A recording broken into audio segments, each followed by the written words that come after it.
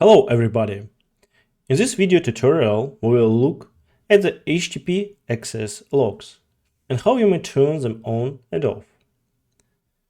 First of all, let's have a look at our configuration.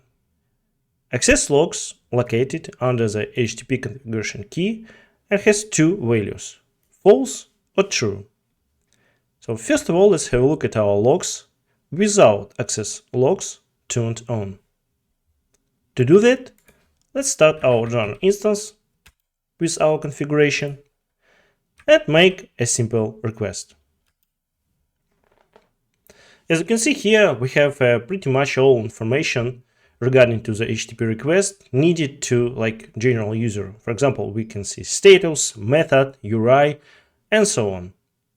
But if you think it's not enough for you, you may turn a verbose version of the HTTP logs called access log.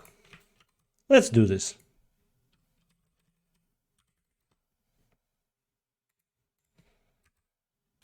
And let's make request once more. Again, as you can see here, RoadRunner shows you that it shows HTTP access logs instead of HTTP log and have a way more information in it. For example, you may see a query which we provided with our request. We also may see content len, which we provided with our -d flag.